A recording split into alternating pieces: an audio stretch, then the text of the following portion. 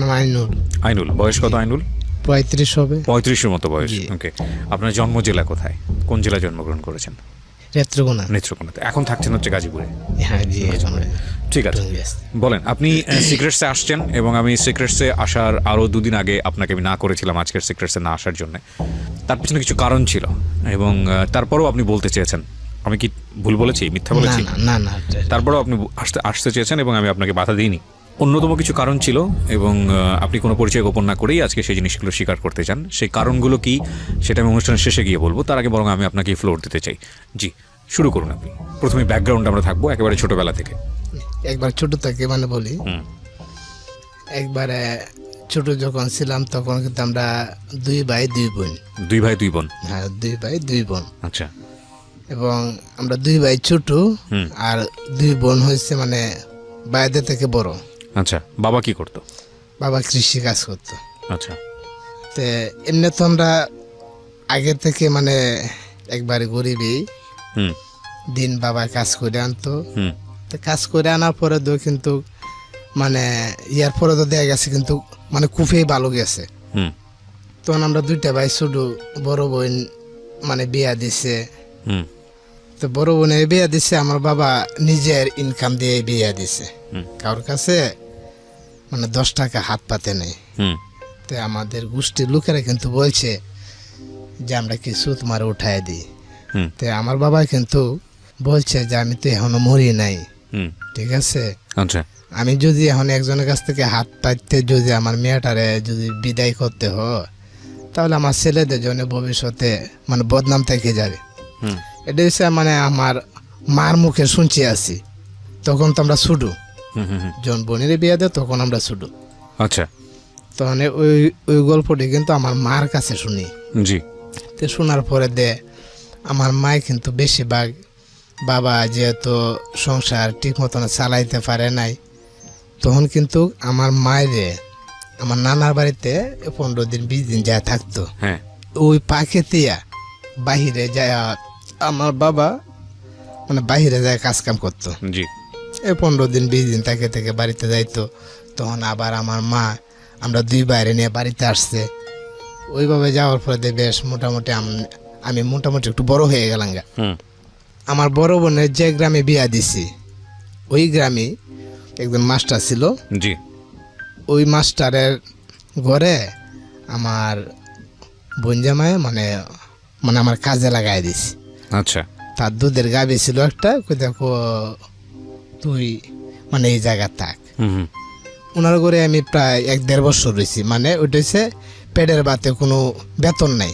আচ্ছা, ঠিক আছে, কোনো বেতন নাই। এই গাভীটার জন্য ঘাস কাটা, লেখাপড়া নাই ওই বয়সে আপনাকে কাজে না লেগে না, দিয়েছে? তখন তো ছোট থাকতে। আচ্ছা, একেবারেই ছোট। হ্যাঁ, উনি কিন্তু মাস্টার। আচ্ছা। মাস্টার থাকলেও লোকটা মানে খুবই ভালো ছিল। ওনার যে সময় খাইতো তখন কিন্তু আমার ব্যাপারে জিগাইতো যে আইনুল কি খাইছে, জি খাইছে, না গেলে আইনুল আসা। তখন তার সাথে বয়ে খাইতাম। তার সাথে বয়ে খাইতে গেলে কিন্তু দেখা গেছে কি আমি সব কিছু মানে ঠিক পাইছি। তো কাজেই ওইটার জন্যে মাস্টারনের কিছু বলবো না। মাস্টারনে আমার সাথে দুর্ব্যবহার করে নাই, এই দিছে। কিন্তু মাস্টারের সাথে বসতে গেলে, ওনার নাম ছিল নুর ইসলাম মাস্টার। জি। ওনার সাথে খাইতে গেলে যখন মানে ওই তাদের মানে উনি যা খাইছে তাই পাইছি। আচ্ছা, এইভাবে বেশ মোটামুটি আমি ভালো একটু ডাঙ্গর হয়ে গেছি। হ্যাঁ, চলাফেরা করার মতন আমি একটু ডাঙ্গর হয়ে গেছি। তখন এই মুহূর্তে আমাদের পাশাপাশি একটা গ্রাম আছে। জি। তো ওই জায়গা আমার বাবা কি হচ্ছে 2000 টাকা দিয়া, আচ্ছা, 8 মাসে 2000 টাকা দিয়া আমার ওই ঘরে দিয়া দিছে। তা আম ঘরে দেখে কিন্তু সারের লড়াইও, সারের লড়াই মানে ষাঁড়ের লড়াই। হ্যাঁ, সারের লড়াই। আচ্ছা। তো ওনার একটা সার আছে, আমি কিন্তু ছোট, অনেক বড় একটা সার। জি। তাই 8 মাসের জন্য মানে 2000 টাকা দিয়ে ওনার ঘরে দিছে। ওই সার পালার জন্য? সার পালার জন্য, লড়াইয়ের সার? হ্যাঁ, লড়াই সার। আচ্ছা। ওনার নাম হয়েছে মানে হোসেন মেম্বার। এই ঘরে 8 মাস থাকার পরে দেয়, ওখান দিয়ে গেছে তাদের সন্তানের মতো আমি হয়েছি কি। তার 2টা মেয়ে আছে, নাজমা, পুষ্পা। তো ওই দুইটা মেয়ে আমার ছোট বয়সে, আমার অনেক অনেক ছোট। হুম তারপরে মনে করেন যে ওনার ঘরে 8 মাস থাকার পরে দেয়, মানে তার সন্তানের মতনই মানে আমার দেখে যে আমি দিনের বেলা মানে ঘুমাইলে আমার ডাক দিত না, এই ছেলেটা ঘুমাইছে ডাক দিও না, তো ওনারা মামা ডাকতাম আর তার ওয়াইফের মানে মামি ডাকতাম। ওকে। তে এখনো 8 মাস থাকার পরে দে আমারে মানে এইটুকুই ছেলের মতো দেখছে, কিভাবে দেখা গেছে বিছনার তলে কিন্তু উনি সবসময় টাকা রাখতে বারিশের নিচে। তে ওইটা তো আপনারা মানে বুঝবেন না, ডাবা আছে না, ডাবা মানে যে আগেরকার মানুষে মানে হুক্কা দিয়া মানে তামুক খাইতো, হ্যাঁ হ্যাঁ হ্যাঁ। তো ওই ডাবা দিয়া মানে মানে তামুক খাইতো। তো আমার তো আইসার একটু তামুক নিয়ে, তা আমি ওইটা ভরে নিয়ে মানে দিতাম, তো উনি খাইতো। কিন্তু উনি ডাক দেওয়ার সঙ্গে সঙ্গে আমিও যাইতাম। ওনার ওয়াইফও আমার খুবই আদর করছে, আর মেম্বারও তো আদর করছি। তে আস্তে আস্তে তার ঘরে থাকি মানে কৃষি কাজের যে একটা অভিজ্ঞতা, হাল চাষ, সার বুনানি, ধান সিডানি, ওটা মোটামুটি তার ঘরে থেকে আমি শিখছি। আচ্ছা। তো শিখার পরে দেখা গেছে কি রাত্রেবেলা আমি কিন্তু ছোট, তখন মনে করেন বয়স হইলো আমার 12-13। ঠিক আছে, আমি ছোট।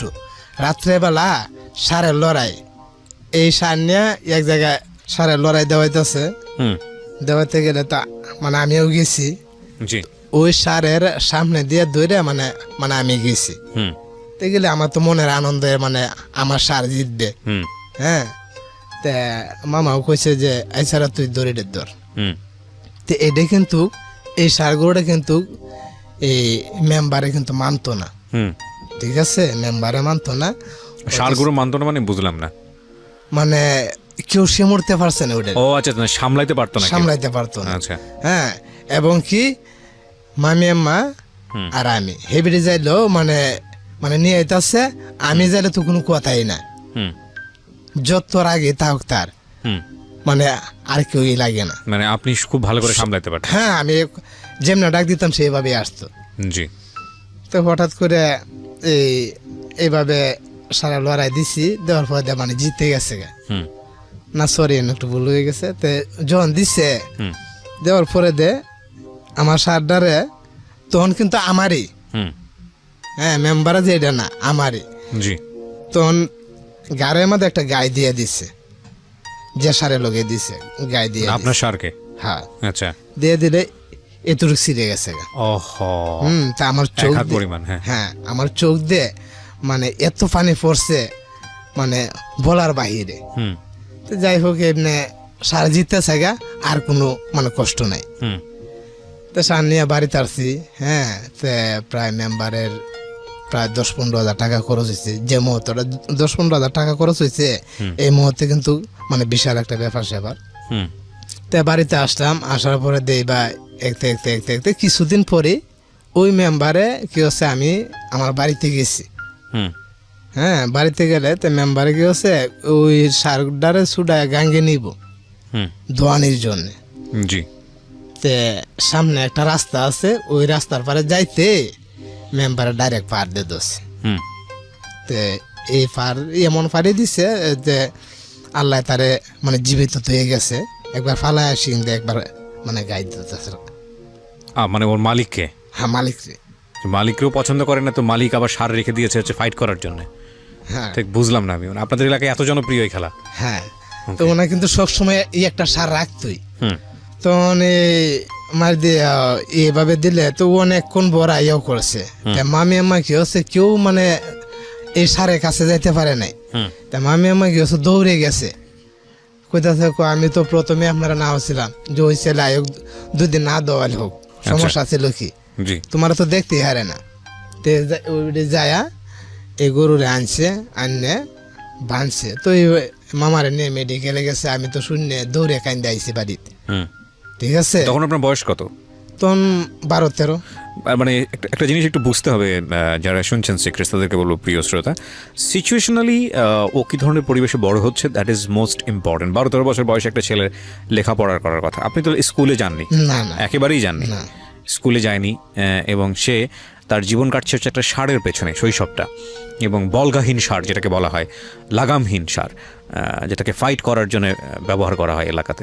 কথা বুঝতে, হ্যাঁ, তখন তো কারণ তার ভাইয়ের যেহেতু মারিয়া রাইছে, এবারে তো মাথা ঠিক নাই, ঠিক আছে।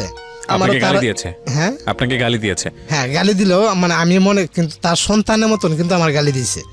আচ্ছা, অর্থাৎ মানে আমার গায়ে লাগে নাই, নিজের সন্তানরা যেভাবে শাসন করে আমারও কিন্তু এইভাবেই করে, কিন্তু আমার এক বিন্দু কিন্তু কষ্ট মানে কষ্ট লাগে নাই। ওই সার বিক্রি করে দিব, তাই গ্রামের লোকেরা বলছে এটাই, ও সরি না একটু ভুল রয়ে গেছে, তে ওটা কিন্তু রাত্রেবেলা মানে ঘাস খাওয়াইতো। তা আমি কি করতাম, একা একাই এই সার ছুটায়া রাত্রেবেলা বিলে নিয়ে যেতাম মাঠে। আচ্ছা, রাতের বেলা? হ্যাঁ, রাইতে 2টা-3টার দিকে আমি নিয়ে যেতাম। আমার ভয় জিনিসটা কি ভূত পেতনি, ওটা কিন্তু আমার মানে লাগে নাই। তো এবার প্রতিদিনই মানে নিতাম, নেওয়ার পর দিয়ে ঘাস টাস খাওয়াই আনতাম, আনার পরে দিয়ে রাত্রেবেলা জাগনা তাই, দিনের বেলা ঘুমাই। হ্যাঁ, আর মানুষের ক্ষেত্রে ধান খাড়া ওটা কিন্তু এই গ্রামের লোকেরাই মানে একবারে ফ্রি দিয়ে দিচ্ছে। কিভাবে দিছে, যে আপনার ক্ষেতের মাদেন এক হাতা আর ওই ক্ষেতের মাদেন মানে এক হাতা, ওই ক্ষেতের মাদে এক হাতা, মানে ফুল চোখের মাদেন মানে কাটতে হবে। এটা ফুল গ্রামের মানুষ দিয়ে দিছে, যেহেতু নাম করে একটা ষাঁড় গরু। হ্যাঁ, তো এরপরে তো কিন্তু গ্রামের লোকেরা কইছে এই ষাঁড়টা যদি বেচো তা আমরা গ্রামের লোকেরা কিন্তু রাখবো। আচ্ছা, তো গ্রামের লোকেরা সিদ্ধান্ত করছে কি বেচে লাইবো। তো গ্রামের লোকেরা কইতেছে ঠিক আছে, ওইটা আমরা মানে জবাই খাবো। জবাই করে খাবে? হ্যাঁ, জবাই করে খাবো। তখন এটা মানে 60,000 টাকা তখন বিক্রি হয়েছে। আচ্ছা, তারপরে তো মনে করেন এইভাবে মনে হয় টুকটাক করে মনে করেন বেশ আমরা এই দিনগুলো গেছে, আমরা 2টা ভাই মানে বড় হয়ে গেলাম গা। এরপরে দেখা গেছে কি আমি ওই মেম্বারে মানে জ খেলাইতো, তো জ খেলানোর পরে তার অর্থ সম্পদ শেষ করে লাইছি। হ্যাঁ, যার সার ছিল, ওকে, তার অর্থ সম্পদ শেষ করে লাইছে, তার আমার রাখার মতন আর কোনো অবস্থা নাই, মানে ইয়েও নাই গে। তারপরে বাধ্যতামূলক হয়ে আমি মানে তার বাড়ি থেকে আইসা পড়ছি। আসার পরে আমাদের গ্রামের একটা লোকে নরসিংদী আলীজান জুড়ে চাকরি করে, তো ওর লোকে আমার মায় দিয়া দিছে। 500 টাকা দিয়া ওই জায়গা দিয়ে দিছে এই আলীজান জুট মিল, নুর ইসলাম পাটোয়ারি মালিক, নকালি। তো ওই জায়গায় আমি মানে চাকরি নিছি। আচ্ছা, ওই জায়গায় চাকরি নেওয়ার পরে 17-18 বছর আমি চাকরি করছি। তে মোটামুটি ওই যখন আমি ভালোই একটা সব কিছু আমি বুঝি, তো বুঝার পরে গ্রামের বাড়িতে এই নাটক হয় না, মঞ্চের নাটক, জি, ওই একটা নাটক গরিব কেন কাঁদে, তো ওই নাটকটা ছোটুর একটা মানে অভিনয় আছিল, তো ওই অভিনয়টা আমার দিয়ে করাইব। আচ্ছা, তে আমাদের বংশে আমাদের এবং আমার বাড়িতে আমাদের কিন্তু এইসব ধরনের ফুলাফান নাই, নাটক করার মতন, গান বাজনা করার মতন, মানে এই সুযোগটা আমাদের বংশে থেকে দেয় না। তখন আমার বাড়ির মাইসে শূন্যে কই আমগো গোষ্ঠী থেকে কেউ মানুষের নাটক করে না কিছু না, হ্যাঁ তুই নাটক করবে, তোর এত বড় সাহস কাটা দিছি। তে ব্যবসা ছাড়া তো চাপ দিছি, তো সবাই চাপ দেওয়ার পরে আমি আবার করলাম মানে নরসিংদী চলে আইলাম। যাগোর লোকে নাটকটা করি এগো আমার যে অভিনয়টা ওটা লিখে লিখে দিয়ে দিছি। জি, দিয়ে দিলে আমি আলীজানে চাকরি করি, তখন এটা আমার যেহেতু লেখাপড়া নাই, তো মনে করেন মানে আপনার কাছে দিছি, মানে আপনার মানে শিখাইছেন, সেখানে পরে এইভাবে আস্তে আস্তে আমি যে কথাটাই মানে শুনতাম এটা খুব মানে মানে রেকর্ড করে লাইতাম ভিতরে। তো এইভাবে মনে করেন নাটকটা মনে করেন শেষ করছি। শেষ করার পরে আমরা আমার ছোট ভাইও মানে তখন কাজ করে, তখন আমার ফ্যামিলির মধ্যে মনে করেন যে বাবাও কাজ করে, আমিও কাজ করি, আমার ছোট ভাইও কাজ করে, শুধু আমার মা একা। তখন এই মুহূর্তে কিন্তু তখন মানে ভালো একটা উন্নত রাস্তা মানে আসতে আসতে তখন দেখা গেছে কি মানে 5,000 টাকা বাবার হাতে নিয়ে দিলে জি, বাবা ওই 5,000 টাকার করতে কি এবারে আরো 1-2 হাজার টাকা লাগায়া মনে করেন বন্ধক জমিন যেটারা বলে, আপনি জমিন বন্ধক দিয়েছেন, এটা 5,000 টাকা আমি রাখছি, পরবর্তী 5,000 টাকা দিয়ে দিবেন, ওটা আপনি নিয়ে যাবেন। জি, তো এইভাবে মোটামুটি ভালো একটা মানে সুখ হয়ে গেল আমাদের। হ্যাঁ 10-12 কাটা ক্ষেত্রে খেলাইছে আমার বাপে। হ্যাঁ তা আমরাও কাজ কাম করতেছি, তো কাজ কাম করার পরে তা আমার ছোট ভাইও মানে এইভাবেই কাজ করতেছে। আমার বাবা কি হচ্ছে, ওই আমি যারে বিয়ে নিছি তো তার কিন্তু ভাই বোন কেউ নেই, অর্থাৎ আমার গ্রামেরই। আমার বাবা যখন ওই জায়গা বিয়ের ব্যাপারে কথা বলে, তে যারে বিয়ে নিছি তাদের গোষ্ঠীর লোকেরা দিবে না। আচ্ছা, তারা ভাবছে যে হেগর গোষ্ঠীর ভিতরে রাখবো, তার কিন্তু ভাই বোন কেউই নাই।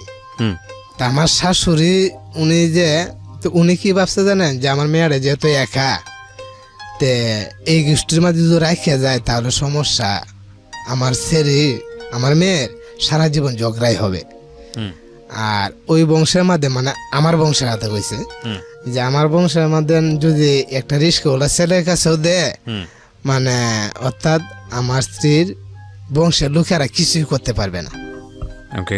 তার বায়ানের কাছে গেছে, আমার শাশুড়ির বায়ানের কাছে, যে এই বিষয় চৌধুরী বংশের চেহারাটা খুবই ভালো, তার মাও ভালো আছে, মানে একবারে গরিব তাহলেও মানে লোকজন একেবারেই ভালো। ঠিক আছে, তোর শান্তি আমরা শান্তি, তোর একটা মেয়ে আমরা জোর করে কোনো জায়গায় বিয়া দিতাম না, তুই যে জায়গায় বিয়া দিবে, অর্থাৎ মানে আমার শাশুড়ির বায়ানে তারে বুঝাইতেছে। তা আমার মামা শ্বশুর কিন্তু 2 জন মাস্টার। তো ওরা ওই কথা বলার পরে আসছে আমাদের বাড়ি, আইসা দেখে তারা পছন্দ হয়েছে না, কারণ যেহেতু আমার মামা শ্বশুর অনেক ধনী, হ্যাঁ, আর আমরা দিন মজুরের লোক। তা আইসা যখন শুনছে, শোনার পরে এই এমনি আমাদের বংশের একটা দাফার, যে এটা তো বেটা তার বোনে যখন বিয়ে দিছে তখন থেকেই জানে। তো এরপর তো যাচ্ছে ঠিক আছে সমস্যা নাই। আইসা যখন লোকজনের কাছে জিজ্ঞাসে যে না ওই জায়গায় ওই ছেলের কাছে অমুক ভাই ছেলের কাছে মানে দিতে পারেন, কোনো বই নেই। তখন বিয়ের ব্যাপারটা কিন্তু আমি বুঝলেও তেমন একটা বুঝতাম না। বয়স হয়েছে ঠিকই, বয়স ঠিকই হয়েছে, প্রায় 18-19 হয়েছে গা। আচ্ছা, তেমন আমার একটা ইয়েও লাগতো না, না দিয়ে সত্যই আমার দুলা ভাইরা মানে ঠিকঠাক করে লাইছে। তো আমি বলছি যে না আমি বিয়ে করবো না, আমি আজকে চলে যাইতাছি নরসিংদী।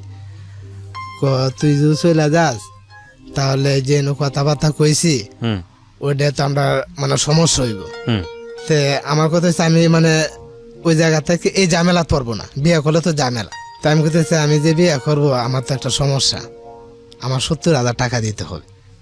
এটা আমার মানে দুলার সাথে বলছি, অর্থাৎ মানে এটা ভাঙ্গে যাবো, আমার হিসাব হয়েছে এটা। মানে এটা আপনি মনে করেছেন টাকা চাইলে বিয়েটা ভেঙে যাবে? হ্যাঁ ভাঙ্গে যাবে। তখন বাদে আমার দুলাই কইতাছে 70,000, হ্যাঁ তুই তো 70 লাখ নিতে পারস, সমস্যা নাই, তুই আজকে বিয়ে করবে, কালকে কোরআন দিয়া হ্যাঁ 2টা গাছ কাটি নিয়ে যাবি, তোর তো বাধা দেওয়ার লোক নাই। আমি বলছি এইসব কিছু আমি বুঝি না, আমার নগদ আমার হাতে দিতে বাদে না ছুটতে পারি না। ওদের লাস্টে আমি কইছি আমি যে বিয়ে করবো, হ্যাঁ আমি কিন্তু বউ পালতে পারবো না। বউ পালার সামর্থ্য নাই আপনার? হ্যাঁ। আচ্ছা, এরপর আমার বাবা কইছে যে ঠিক আছে, হ্যাঁ না হরু, আমি যতদিন আছে কোনো সমস্যা নাই। এরপর দুলাভারে মানে রাজি করাই হয়েছে। আচ্ছা ঠিক আছে যান। পরে মঙ্গলবার না বুধবার জানি ডেট দিছে, ডেট দিলে আমাদের বিয়া মানে মানে ছোটখাটো করে বিয়েটা হয়ে গেছে। হ্যাঁ বিয়েটা হয়ে গেছে। তো বিয়েটা ডকুমেন্টটা কিন্তু একবার সীমিত দিছে, আমার মামা শ্বশুরে দিছে। আচ্ছা, যে ডকুমেন্টে টাকা দিয়া বাদ কাপড় দেয় না, হ্যাঁ এই যা সুখ আছে এমনিতে সুখ আসে। তো এইসব কথা কইয়া তা মামা শ্বশুরে যেটা বলছে এভাবে ডকুমেন্ট করছে। তো ওই জায়গাটা থেকে আমি একটা জিনিস যেটা বুঝি সেটা হলো যে আপনার যে ফ্যামিলি অবস্থা ছিল, সেই ফ্যামিলি অবস্থা থেকে আপনি একটা অবস্থা সম্পন্ন পরিবারে বিয়ে করলেন, তাই তো? হ্যাঁ। তো আপনার তো দিন আনে দিন খাওয়ার মতো অবস্থা, তো আপনাকে তারা কি দেখে বিয়ে দিল? আমার বিয়া তখন আপনি তেমন কোনো ইনকামও করেন না, করেন কি? না না, যে মানে তখন মানুষ দাঁড়ি জানি চাকরি করি, হ্যাঁ কোনো বদনাম নাই, এখনো কিন্তু বদনাম নাই। আচ্ছা, ওই সময়টাতে আপনি চাকরি করতেন? হ্যাঁ তখন চাকরি করতাম। আচ্ছা, মানে ছোট থেকে যে আমাদের আচরণ ব্যবহার, আমরা ভাই বোনের আমার বাবার সবার ব্যবহার কিন্তু আমাদের গ্রামের মধ্যে মানে সবার কাছে ভালো লাগে। গরিব থাকলেও এটা কিন্তু কখনো আমার গায়ে বাজে না। আছি এখনো যে আমি গরিব, এখনো কিন্তু গায়ে বাজে না। আচ্ছা আচ্ছা, ওকে। আমরা এই 15 দিন পরে আমি আবার আমার নরসিংদী চলে এলাম তারে তুই। আচ্ছা। তো আমার বুঝাইলো আচ্ছা ঠিক আছে তুমি চলে যাও, আবার মানে কিছুদিন পরে আইসো।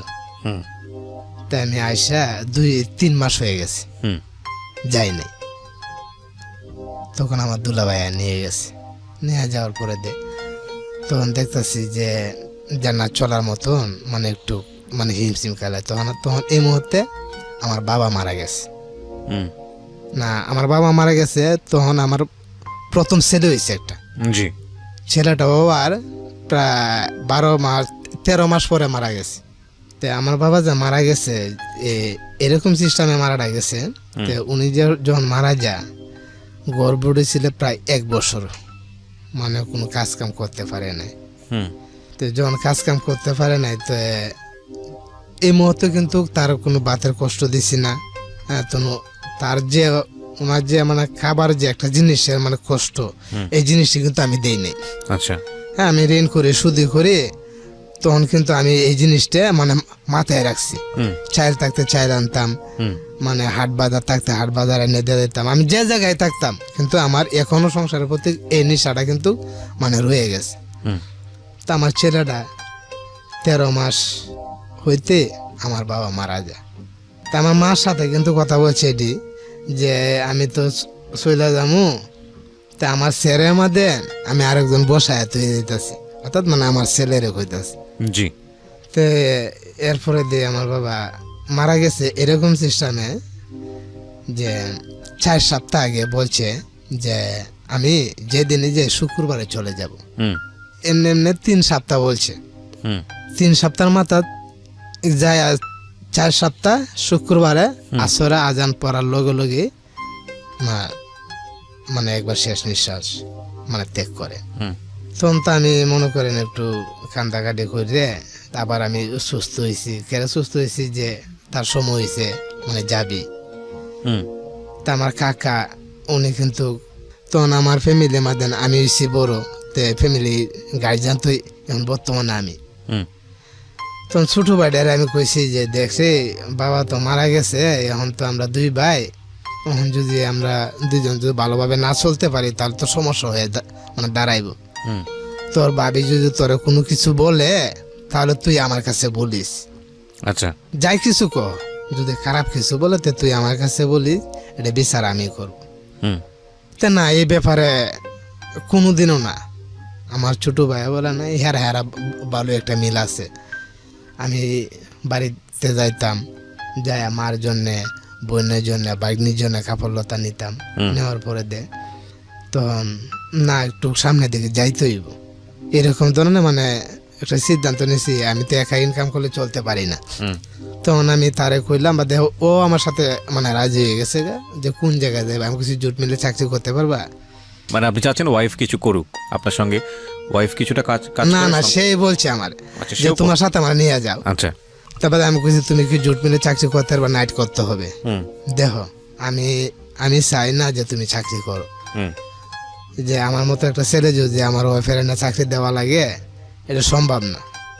দেখো সমস্যা কি, কোনো সমস্যা না, আম্মা আছে না, আম্মারে নিয়ে যাবো বাবুরে দেখবো। তা আমি কইছি নাইট করতে হবে, 1 সপ্তাহ নাইট 1 সপ্তাহ মানে দিনে। মাথা কোথায় আছে কোনো সমস্যা নেই। তখন তারে নিয়ে মনে করেন ওই কেরানীগঞ্জে গেলাম। আচ্ছা। কেরানীগঞ্জে রিলায়েন্সে গেছি, সারোয়ার হাজির মালিক। তো ওটা আমাদের 1 বছর চাকরি করি। 1 বছর চাকরি করে আমার ছেলেও আল্লাহ দিলে ভালো। তা আমরা মনে করেন যে ভালো একটা সুখের দিন যাইতেছে। বছরের শেষে বাড়ি যেতাম, 6 মাস পরে বাড়ি যাইতাম, ভালো একটা আনন্দ লাগতেছে, মোটামুটি ভাবে হাতে টাকাও থাকে। যাওয়ার পরে আমি একটা মেয়েরে নিছি, একটা না 2টা মেয়েরে। বাড়িতে যাওয়ার পরে ওই 2টা মেয়ে আমি মেয়েটির নাম বলবো না। তো ওই মেয়েটি মানে কি জন্য নিয়েছেন? তার মা বাবা দিয়ে দিছে যে বাইরে বাবা রে তুই আমার ওই 2টা মেয়েরে তোর সাথে নিয়ে চাকরি দিয়ে। ও আচ্ছা আচ্ছা। তখন আপনি ঢাকাতে? হ্যাঁ। আচ্ছা, আপনার ওয়াইফ তখন ঢাকাতে? হ্যাঁ ঢাকাতে। দুজনেই ঢাকাতে? হ্যাঁ দুজনেই ঢাকা। তখন আমি কইলাম আচ্ছা ঠিক আছে যে মেয়েদের দেখাইয়েন। তো মেয়েদের দেখছি মেয়েদের উঁচা লম্বা আছে, হ্যাঁ চাকরি করতে পারবো। পরে নিয়ে আমি ঢাকায় চলে আইছি। যাওয়ার পরে যা চাকরি দিছি, চাকরি দেওয়ার পরে ওরা চাকরি করতেছে, আমি আমার মতো চাকরি করতেছি। তো রুম দিছি, তো অনেক ধরনের বাজে ধরনের কথা তাদের মানে শুনতেছি। তো শুনতে যাচ্ছি, এবার এরপরে আমি বলছি যে রে আমি তো তোদেরকে আনছি, তো এই ব্যাপারে আমি তো শুনতেছি, তো ওই জিনিসটা কিন্তু ভালো না। আচ্ছা, ওই জিনিসটা ভালো না, তো এটা কিন্তু মানে আমি যদি মানে দেখতে পাই তাহলে কিন্তু আমি জব করে গাঙ্গে বাসায় দিম। ওইটি কিন্তু ওই মেয়ে দুইটা মেয়েরই বলছি। বলার পরে বলতেছে যে না ভাই, এই কথাটা আরেকজনের কাছে শুনছি। আচ্ছা, বাজে ধরনের কথা আমি আরেকজনের কাছে শুনছি। তো শোনার পরে তা আমি রাগে গেছি বাসায় যায় ওই মেয়ের আমি একটা মানে থাপড় মারছি। দুইজন থাকতো না আপনার এখানে? দুইটা মেয়ে থাকতো? হ্যাঁ, একসাথে? হ্যাঁ। আপনার বাসায় থাকতো? না না, আমার বাসা পাশে। আচ্ছা, ওরা আলাদা বাসায় থাকতো? আলাদা বাসা। আচ্ছা, তে ওই বাসায় যায় আমি ওই মেয়েটারে আমি মানে থাপড় মারছি। থাপড় মারলে ওই মেয়ে কি হচ্ছে আমার লগে লগে থাপড় মারছে, ঠিক আছে। তো ওই থাপড় ডাকায় কিন্তু আমি চটকোনা ডাকায় আমি ধীরে ধীরে চলে আসছি। চলে আসার পরে দিদি আমার মাথাটা মানে পৃথিবীরে ঘুরতেছে। ভালোর জন্য গেলাম, তো কারো আমি তোর সাইজ করতেছি। এই যে জীবন আমার প্রথমের মানে খারাপ পর্যায়ে যাওয়া। তখন আরেকদিন বলতেছি যে প্রথমে আমি তোরে মানে বুক করবো, আল্লাহ করবে কলাম। মানে এটা আপনি বলেছেন? হ্যাঁ। এই আমার ধরনের চিন্তা তো আপনার মাথায় ছিল না? না না। আচ্ছা, তো এই মেয়ে দুটো আপনার এখানে আশ্রয় ছিল কাজ করার জন্য, জি। তো এই ধরনের চিন্তা আপনার মাথায় আসলো কিভাবে? আসলো ঘটনা হয়েছে আমি এইসব ধরনের কথা শুনতেছি, হ্যাঁ। এরপরে আমি মেয়েটার একটা থাপড় মারলাম ভালোর জন্যে, সে ফিরা উল্টা থাপড় মারলো আমার একটা। আচ্ছা, এটার জন্য আপনার জেদ চেপে গিয়েছে? হ্যাঁ।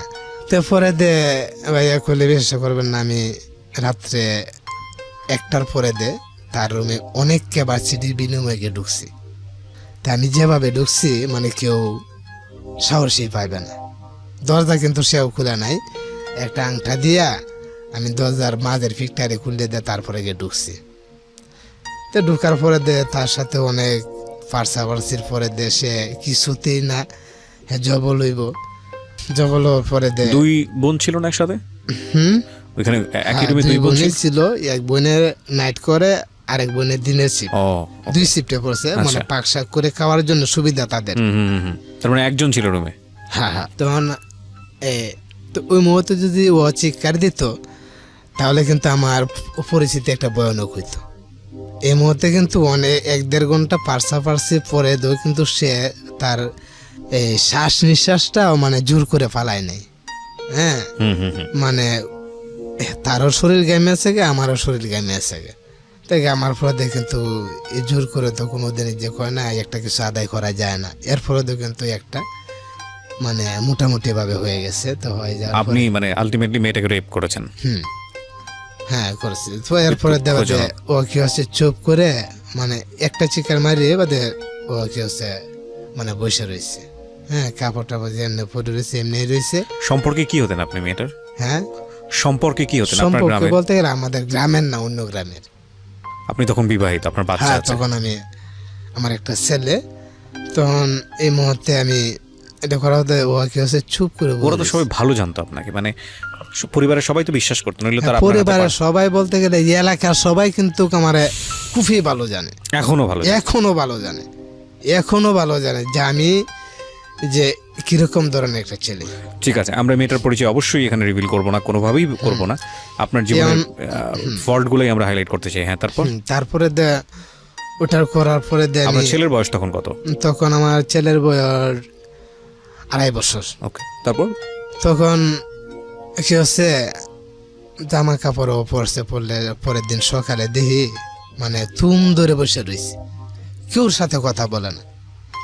কথা বলে না, আমার সাথে কথা বলে না, আর আমিও তার সাথে কথা কই না। হ্যাঁ, ও কেউর সাথে কথা কয় না। কেউর সাথে যখন কথা কয় না তা আমিও কথা কই না। তখন আমার বাড়ি হলে মানে জিগাইতেছে, মানে অর্থাৎ আমার বাচ্চার মা জিগাইতেছে যে কিরে তুই কথা কস না, তোর নাক মুখ দেয়া মানে ফুললে রয়েছে, ব্যাপার কি, তোর কি হয়েছে কস না। তা আমরা ও যখন জিগানি পরে মানে কিছু কয় না। হ্যাঁ চোখের পানি ফালাইতেছে, শুধু খালি চোখের পানি ফালাইতেছে, তো কিছু কয় না। তো ওর ছোট বোনের কাছে বলছে কিনা জানি না, তে ছোট বোনটাও দেখছি পরের দিন সকালে মানে তার চোখে পানি। আচ্ছা থাকলে তা আমি আর কোনো কথাই কই না, হ্যাঁ আর কোনো কথা কই না। না খাওয়ার পরে এক সপ্তাহ, হ্যাঁ 7 দিন পরে আমার ছেলেটা দোকান থেকে একটা বিস্কিট নিয়ে মানে রুট পার হইয়া বাসায় আইতেছিল।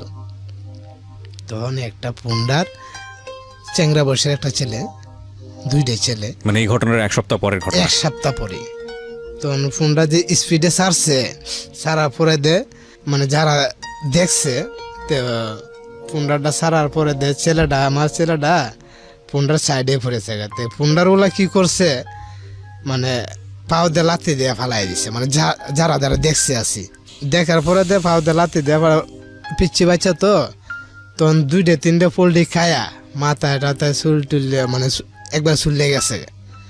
চুলে যাওয়ার পরে দেখি কলফারায় না পানি ঢালতেছে। তখন আমি দিনের বেলা ডিউটি করে ঘুমাইছি, তখন 4টা বাজে অ্যাক্সিডেন্টটা হয়েছে।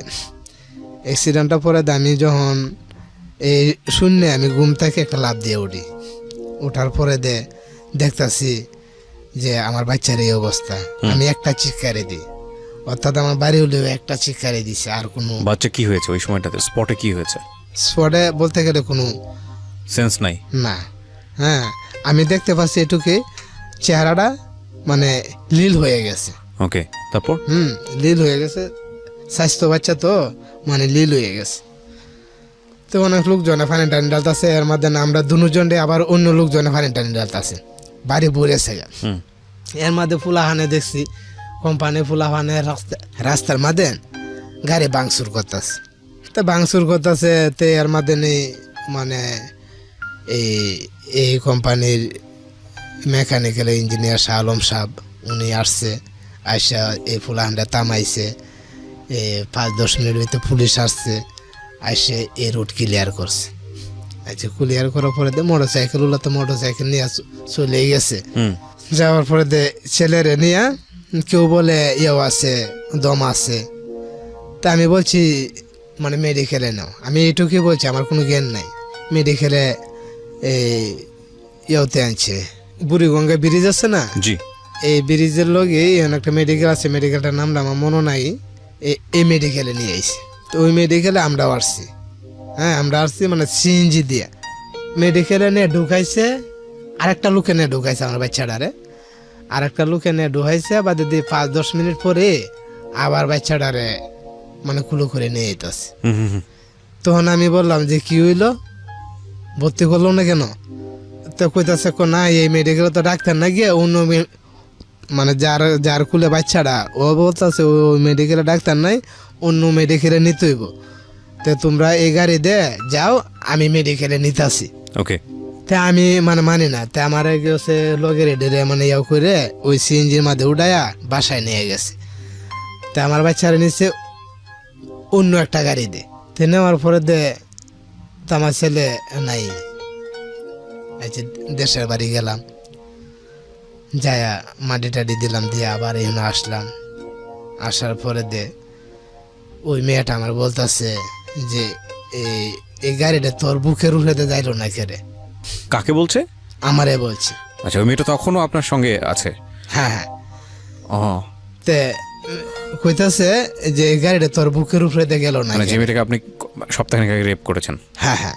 এখানে একটা বিষয় খুব জরুরি প্রিয় শ্রোতা, দেখুন ওনার জীবনের ইনসিডেন্টটাকে উনি মনে করছে যে ঘটনাটা ওনার ছেলের সঙ্গে ঘটতে যাচ্ছে। আপনারা এখনো জানেন না কি ঘটেছে, cause I know the story. তো উনি ওনার জায়গা থেকে মনে করছেন এটা ওর পাপ কাজের শাস্তি আল্লাহ ওনাকে দিয়েছেন। এটা ওনার ওপিনিয়ন, আমরা তুলে ধরছি জাস্ট। হ্যাঁ বলেন।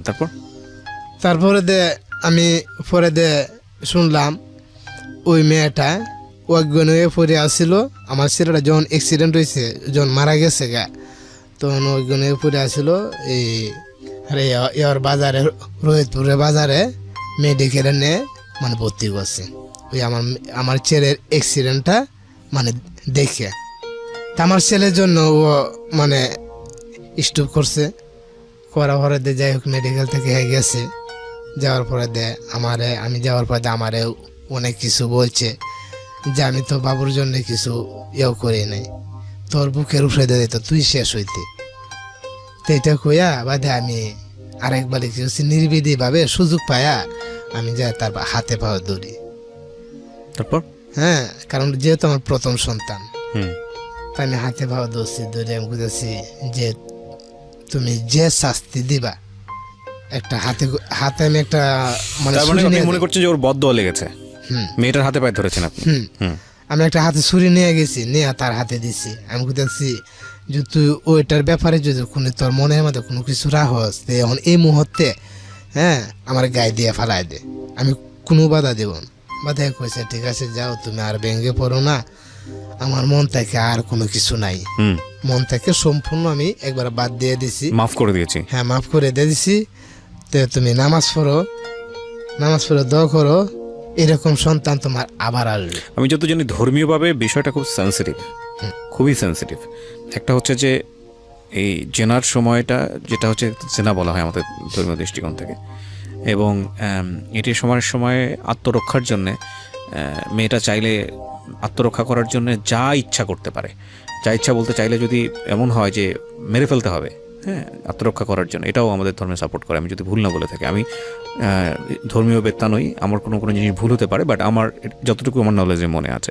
এবং ওই সময়টাতে যদি সেভ করতে গিয়ে, নিজেকে সেভ করতে গিয়ে কেউ যদি মারাও যায়, তাহলে তার শহীদের দরজা, এটা বলা হয়ে থাকে। তো আমি জানি না মাফ করার কোনো বিধান আছে কিনা। মাফ করা তো আল্লাহ তো বলেছে মানুষকে মাফ করে দেওয়ার জন্য। তবে আপনি মাফ চেয়েছিলেন তার কাছে মূলত আপনার সন্তান 1 সপ্তাহের মধ্যে অ্যাক্সিডেন্ট হয়ে মারা যাওয়ার কারণে। দেখুন, এই পুরো বিষয়গুলোই না আপেক্ষিক বিষয়। আমরা আমাদের রেডিও অনুষ্ঠানের জায়গাটা থেকে আমরা বলতে পারি না যে আপনি অপরাধ করেছেন সুতরাং আল্লাহ আপনাকে এই শাস্তি দিয়েছে, এটা বলার কোনো সুযোগ নাই।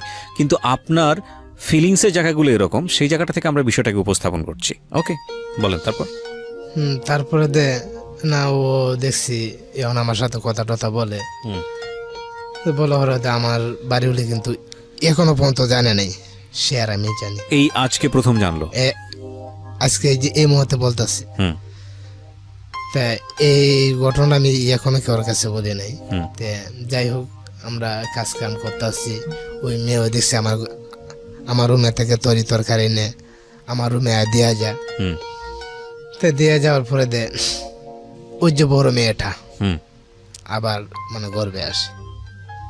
তো অর্থাৎ আমার ফ্যামিলি লোকের, আমার বোন সকলরা, বোনানরা, বোন জামাইরা, তে আমার ওয়াইফারে কিন্তু অনেক কিছু বলছে গেলে এডি তুই রাগ কর, তোর কারণে আমার ভাই ফুট গেল, হ্যাঁ তুই যারা কস এডিও, হ্যাঁ এটা কিন্তু আমি জানতাছি যে ওর কারণে তো কোনো কিছু হয়েছে না, হয়েছে তো আমার কারণে।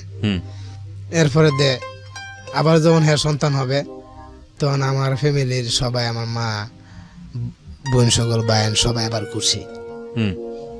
বাদে ওই আমার বড়টা মেয়ে হয়েছে, ওই মেয়েটা ওর পরে তখন আমার বোনে কইতাছে আচ্ছা ঠিক আছে, আমার ভাইয়ের ছেলেটা নিয়ে গেছিল গা আরেকটা ছেলে।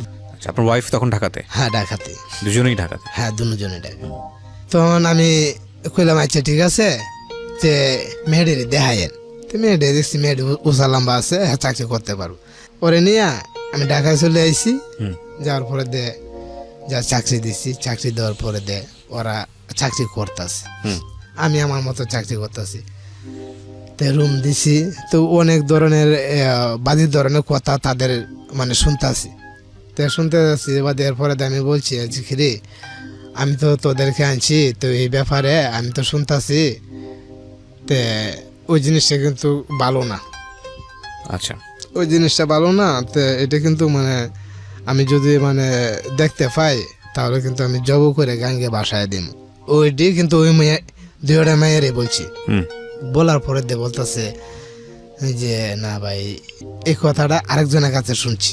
আচ্ছা, বাজে ধরনের কথা আমি আরেকজনের কাছে শুনছি। তো শোনার পরে তা আমি রাগে গেছি বাসায় যায়, ওই মেয়ের আমি একটা মানে থাপড় মারছি। দুইজন থাকতো না আপনার এখানে? দুইটা মেয়ে থাকতো? হ্যাঁ একসাথে? হ্যাঁ। আপনার বাসায় থাকতো? না না, আমার বাসা পাশে। আচ্ছা, ওরা আলাদা বাসায় থাকতো? আলাদা বাসা। আচ্ছা, তে ওই বাসায় যায় আমি ওই মেয়েটারে আমি মানে থাপড় মারছি। থাপড় মারলে ওই মেয়ে কি হচ্ছে আমার লগে লগে থাপড় মারছি। ঠিক আছে, তো তারপর ঢাকায় কিন্তু আমি চটকোনা ঢাকায় আমি ধীরে ধীরে চলে আসছি। চলে আসার পরে দিদি মাথাটা মানে পৃথিবীরে ঘুরতেছে, ভালো জন্য গেলাম। তো কারো আমি তোর সাইজ করতেছি, এই যে জীবন আমার প্রথমের মানে খারাপ পর্যায়ে যাওয়া। তখন আরেকদিন বলতেছি যে প্রথমে আমি তোরে মানে বুক করবো, আল্লাহ করবে কলাম। মানে এটা আপনি বলেছেন? হ্যাঁ, এই আমার ধরনের চিন্তা তো আপনার মাথায় ছিল না? না না। আচ্ছা, তো এই মেয়ে দুটো আপনার এখানে আশ্রয় ছিল কাজ করার জন্য, জি। তো এই ধরনের চিন্তা আপনার মাথায় আসলো কি করে? আসলো ঘটনা হয়েছে, আমি এইসব ধরনের কথা শুনতেছি। হ্যাঁ, এরপরে আমি মেয়েটার একটা থাপড় মারলাম ভালোর জন্যে, সে ফিরা উল্টা থাপড় মারলো আমার একটা। আচ্ছা, এটার জন্য আপনার জেদ চেপে গিয়েছে? হ্যাঁ, তো পরে দে ভাইয়া করলে বিশ্বাস করবেন না, আমি রাত্রে 1টার পরে দে তার রুমে অনেক ক্যাপাসিটির বিনিময়ে ঢুকছি। তা আমি যেভাবে ঢুকছি মানে কেউ সাহসী পাইবে না। দরজা কিন্তু সেও খুলে নাই, একটা আংটা দিয়া আমি দরজার মাঝের ফিকটারে খুলে দিয়ে তারপরে গিয়ে ঢুকছি। তো ঢুকার পরে দে তার সাথে অনেক পার্সাপার্সির পরে দে সে কিছুতেই না, হ্যাঁ জবল হইব।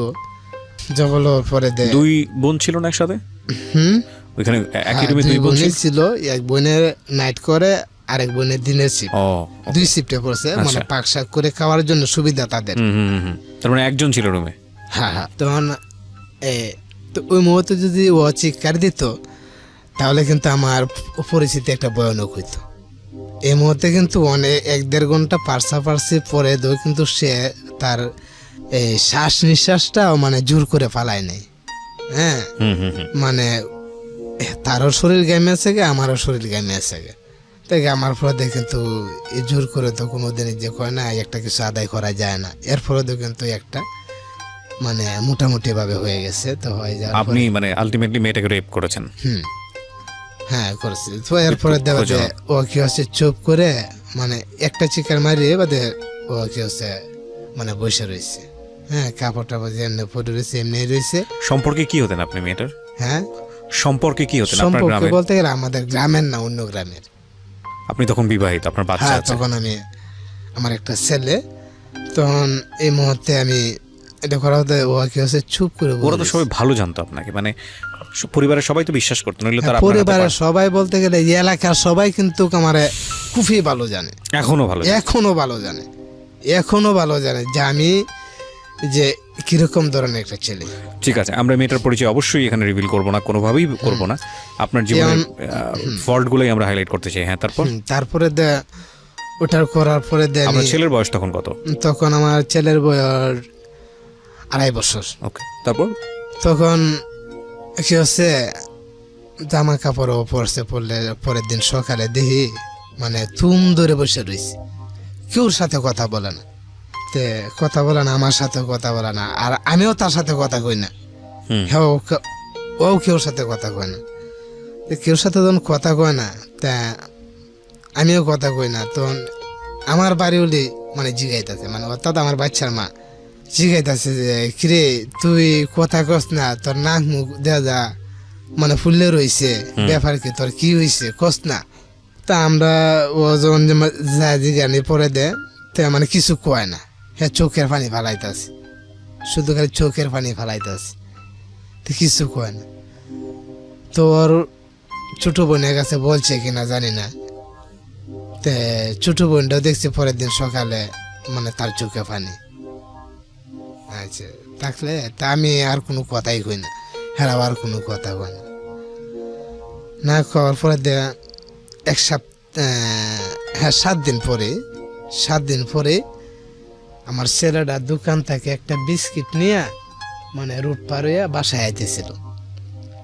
তখন একটা পুন্ডার চ্যাংরা বয়সের একটা ছেলে, 2টা ছেলে, মানে এই ঘটনার 1 সপ্তাহ পরের ঘটনা? 1 সপ্তাহ পরে। তখন পুন্ডা যে স্পিডে ছাড়ার পরে মানে যারা দেখছে পুন্ডারটা ছাড়ার পরে ছেলেটা, আমার ছেলেটা পুন্ডার সাইডে পড়েছে। পুন্ডার ওলা কি করছে মানে পাও দিয়ে লাথি দিয়ে ফালাই দিছে, মানে যারা দেখছে আসি, দেখার পরে পাও দিয়ে লাথি দিয়ে পিচ্ছি বাচ্চা তো তখন 2-3 পোল্ট্রি খায়া মাথায় টাথায় চুল টুললে মানে একবার চুললে গেছে। চলে যাওয়ার পরে দেখি কলফার আইনা পানি ঢালতেছে। তখন আমি দিনের বেলা ডিউটি করে ঘুমাইছি, তখন 4টা বাজে অ্যাক্সিডেন্টটা হয়েছে। অ্যাক্সিডেন্টটা পরে আমি যখন এই শূন্য আমি ঘুম থেকে একটা লাফ দিয়ে উঠি। ওঠার পরে দেখতাছি যে আমার বাচ্চার এই অবস্থা। আমি একটা চিৎকারে দিই, অর্থাৎ আমার বাড়ি হলেও একটা চিৎকারে দিছে। আর কোনো বাচ্চা কি হয়েছে ওই সময়টাতে, স্পটে কি হয়েছে? স্পটে বলতে গেলে কোনো সেন্স নাই না। হ্যাঁ, আমি দেখতে পাচ্ছি এটুকে চেহারাটা মানে লীল হয়ে গেছে। ওকে, তারপর? লীল হয়ে গেছে, স্বাস্থ্য বাচ্চা তো মানে লীল হয়ে গেছে। তো অনেক লোকজনে পানি টানি ডালতেছে, এর মধ্যে না আমরা দুজনে আবার অন্য লোকজনে পানি টানি ডালতেছে, বাড়ি ভরেছে। এর মধ্যে ফুলাহানে দেখছি কোম্পানি ফুলাহানে রাস্তার মধ্যে গাড়ি বাংসুর করতেছে। তো বাংসুর করতেছে, তো এর মধ্যে নেই মানে এই কোম্পানির মেকানিক্যাল ইঞ্জিনিয়ার শাহ আলম সাহেব উনি আসছে, আইসা এই ফুলাহানটা থামাইছে। 5-10 মিনিট ভিতরে পুলিশ আসছে, আইসে এই রুট ক্লিয়ার করছে। আচ্ছা, ক্লিয়ার করার পরে মোটরসাইকেল ওলা তো মোটরসাইকেল নিয়ে চলে গেছে। যাওয়ার পরে ছেলেরে নিয়ে কেউ বলে ইয়েও আছে, দম আছে। তা আমি বলছি মানে মেডিকেলে নাও, আমি এইটুকুই বলছি, আমার কোনো জ্ঞান নাই। মেডিকেলে ইয়েতে আনছে, বুড়িগঙ্গা ব্রিজ আছে না, জি, এই ব্রিজের লগে একটা মেডিকেল আছে, মেডিকেলটার নামটা আমার মনে নাই। এই মেডিকেলে নিয়ে আইছে। তো ওই মেডিকেলে আমরাও আসছি। হ্যাঁ, আমরা আসছি মানে সিএনজি দিয়ে মেডিকেলে নিয়ে ঢুকাইছে। আরেকটা লোকে নিয়ে ঢুকাইছে আমার বাচ্চাটারে, আরেকটা লোকে নিয়ে ঢুকাইছে। বা দিদি 5-10 মিনিট পরে আবার বাচ্চাটারে মানে কুলো করে নিয়ে যেতেছে। তখন আমি বললাম যে কি হইলো, ভর্তি করলো না কেন? তো কইতাছে না, এই মেডিকেলে তো ডাক্তার না গিয়ে অন্য মানে যার কুলে বাচ্চাটা ও বলতেছে ওই মেডিকেলে ডাক্তার নাই, অন্য মেডিকেলে নিতে হইব। তো তোমরা এই গাড়ি যাও, আমি মেডিকেলে নিতে আসি। ওকে, তা আমি মানে মানি না। তা আমার গেছে লগের এডেরে মানে ইয়াও করে ওই সিএনজির মাঝে উঠাইয়া বাসায় নিয়ে গেছে। তা আমার বাচ্চারা নিচ্ছে অন্য একটা গাড়ি তো নেওয়ার পরে তা আমার ছেলে নাই। আচ্ছা, দেশের বাড়ি গেলাম, যায়া মাটি টাটি দিলাম, দিয়ে আবার এখানে আসলাম। আসার পরে ওই মেয়েটা আমার বলতেছে যে এই গাড়িটা তোর বুকের উপরে যাইলো না কেরে। কাকে বলছে? আমারে বলছে। আচ্ছা, ওই মেয়েটা তখনও আপনার সঙ্গে আছে? হ্যাঁ হ্যাঁ। ও, তে কইতাছে যে এই গাড়িটা তোর বুকের উপরে গেল না, মানে যে মেয়েটাকে আপনি সপ্তাহখানেক আগে রেপ করেছেন। হ্যাঁ হ্যাঁ। এখানে একটা বিষয় খুব জরুরি, প্রিয় শ্রোতা। দেখুন, ওনার জীবনের ইনসিডেন্টটাকে উনি মনে করছে যে ঘটনাটা ওনার ছেলের সঙ্গে ঘটতে যাচ্ছে। আপনারা এখনো জানেন না কি ঘটেছে, cause I know the story. তো উনি ওনার জায়গা থেকে মনে করছেন এটা ওর পাপ কাজের শাস্তি আল্লাহ ওনাকে দিয়েছেন। এটা ওনার ওপিনিয়ন, আমরা তুলে ধরছি জাস্ট। হ্যাঁ, বলেন। তারপরে আমি পরে শুনলাম ওই মেয়েটা অজ্ঞান হয়ে পড়ে আসছিল। আমার ছেলেটা যখন অ্যাক্সিডেন্ট হয়েছে, যখন মারা গেছে তখন অজ্ঞান হয়ে পড়ে আসছিল ইয়ার বাজারে, রোহিতপুরের বাজারে মেডিকেলে নিয়ে মানে ভর্তি করছে। ওই আমার ছেলের অ্যাক্সিডেন্টটা মানে দেখে। তা আমার ছেলের জন্য ও মানে স্টপ করছে, করা পরে যাই হোক মেডিকেল থেকে গেছে। যাওয়ার পরে আমি যাওয়ার পরে আমারে অনেক কিছু বলছে যে আমি তো বাবুর জন্য কিছু ইয়েও করি নাই, তোর বুকের উপরে দিত তুই শেষ হইতে। তো এটা কইয়া বাদে আমি আরেকবার কি হচ্ছে, নির্বিধি ভাবে সুযোগ পায়া আমি যাই তার হাতে পাওয়া দৌড়ি। তারপর? হ্যাঁ, কারণ যেহেতু আমার প্রথম সন্তান, তাই আমি হাতে পাওয়া দৌড়ি। আমি বুঝেছি যে তুমি যে শাস্তি দিবা, একটা হাতে আমি একটা মানে মনে করছেন যে ওর বদদোয়া লেগেছে, মেয়েটার হাতে পায়ে ধরেছেন আপনি। আমি একটা হাতে ছুরি নিয়ে গেছি, নিয়ে তার হাতে দিছি। আমি বুঝেছি যে তুই ওইটার ব্যাপারে যদি কোনো তোর মনের মধ্যে কোনো কিছু রাহস, এখন এই মুহূর্তে হ্যাঁ আমার গায়ে দিয়ে ফেলাই দে, আমি কোনো বাধা দেব না। বাধা কইছে ঠিক আছে যাও, তুমি আর ভেঙে পড়ো না, আমার মন থেকে আর কোনো কিছু নাই, মন থেকে সম্পূর্ণ আমি একবার বাদ দিয়ে দিছি, মাফ করে দিয়েছি। হ্যাঁ, মাফ করে দিয়ে দিছি। তো তুমি নামাজ পড়ো দোয়া করো, এরকম সন্তান তোমার আবার আসবে। আমি যত জানি ধর্মীয়ভাবে বিষয়টা খুব সেন্সিটিভ, খুবই সেন্সিটিভ। একটা হচ্ছে যে এই জেনার সময়টা, যেটা হচ্ছে জেনা বলা হয় আমাদের ধর্মীয় দৃষ্টিকোণ থেকে, এবং এটি সময়ের সময় আত্মরক্ষার জন্যে মেয়েটা চাইলে আত্মরক্ষা করার জন্য যা ইচ্ছা করতে পারে। যা ইচ্ছা বলতে চাইলে যদি এমন হয় যে মেরে ফেলতে হবে, হ্যাঁ, আত্মরক্ষা করার জন্য, এটাও আমাদের ধর্মে সাপোর্ট করে। আমি যদি ভুল না বলে থাকি, আমি ধর্মীয় বেত্তা নই, আমার কোনো জিনিস ভুল হতে পারে, বাট আমার যতটুকু আমার নলেজে মনে আছে। এবং ওই সময়টাতে যদি সেভ করতে গিয়ে, নিজেকে সেভ করতে গিয়ে কেউ যদি মারাও যায়, তাহলে তার শহীদের দরজা, এটা বলা হয়ে থাকে। তো আমি জানি না মাফ করার কোনো বিধান আছে কিনা। মাফ করা তো আল্লাহ তো বলেছে মানুষকে মাফ করে দেওয়ার জন্য। তবে আপনি মাফ চেয়েছিলেন তার কাছে মূলত আপনার সন্তান 1 সপ্তাহের মধ্যে অ্যাক্সিডেন্ট হয়ে মারা যাওয়ার কারণে। দেখুন, এই পুরো বিষয়গুলোই না আপেক্ষিক বিষয়। আমরা আমাদের রেডিও অনুষ্ঠানের জায়গাটা থেকে আমরা বলতে পারি না যে আপনি অপরাধ করেছেন সুতরাং আল্লাহ আপনাকে এই শাস্তি দিয়েছে, এটা বলার কোনো সুযোগ নাই। কিন্তু আপনার ফিলিংসের জায়গাগুলো এরকম, সেই জায়গাটা থেকে আমরা বিষয়টাকে উপস্থাপন করছি। ওকে, বলেন তারপর। তারপরে না ও দেখছি এখন আমার সাথে কথা টথা বলে, বলা হলো আমার বাড়ি হলে কিন্তু এখনো পর্যন্ত জানে নাই, সে আর আমি জানি। এই আজকে প্রথম জানলো? আজকে এই মুহূর্তে বলতেছি। তা এই ঘটনা আমি এখনো কেউর কাছে বলি নাই। যাই হোক, আমরা কাজ কাম করতে আসছি, ওই মেয়েও দেখছি আমার রুমে থেকে তরকারি নে আমার রুমে দেওয়া যায়। তো দিয়ে যাওয়ার পরে ওই যে বড় মেয়েটা আবার মানে গর্বে আসে।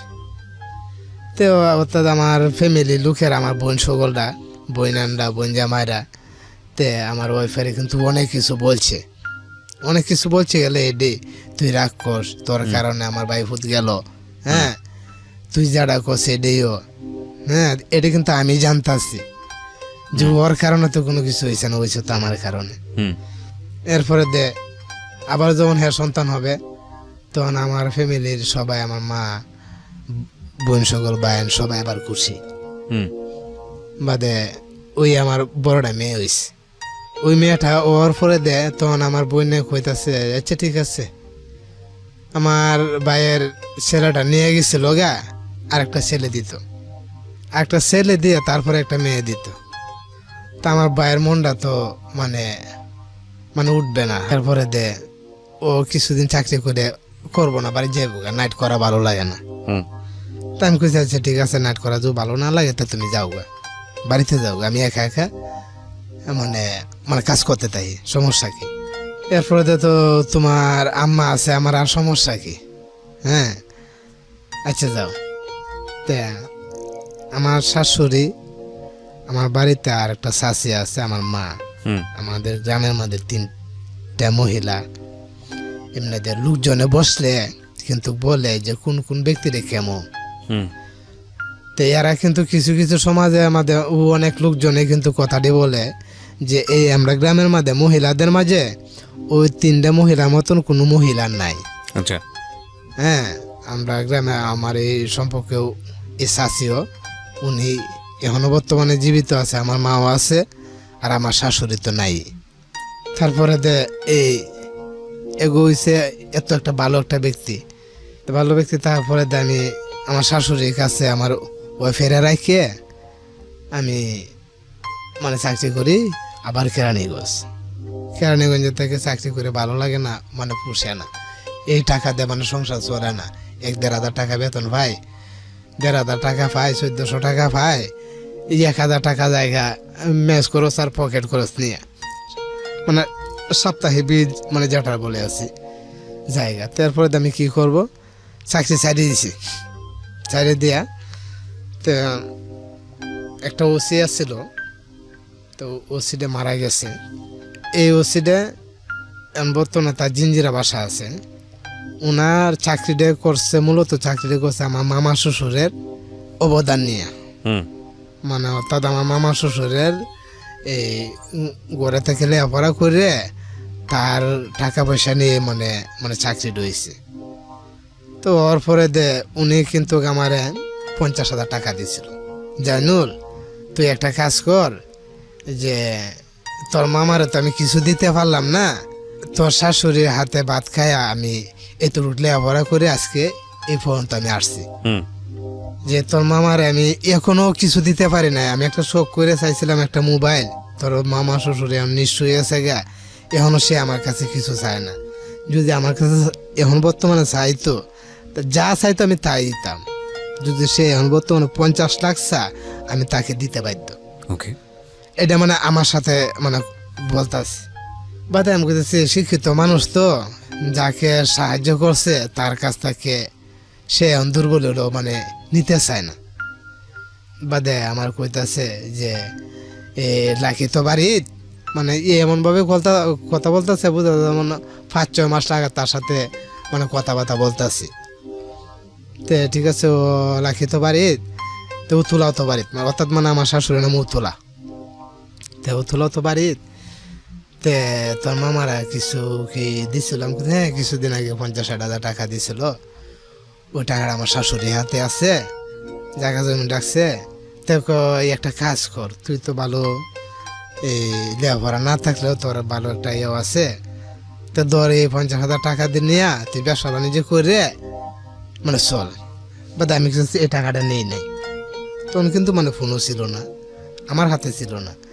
তখন আমার বাচ্চা আমার লগে আমি কথাবার্তা যখন আমি বলি, বলার পরে তখন সে বলতেছে যে না না, এই কাজটা কোন মানে জীবনেও করো না, কারণ আমার মামা কিন্তু নিঃস্ব হয়েছে গা।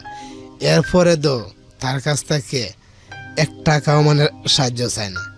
এখন তুমি যদি এটা করো, বলবো কি তার বাইক নিয়ে জামাই, তুমি এটা করিও না।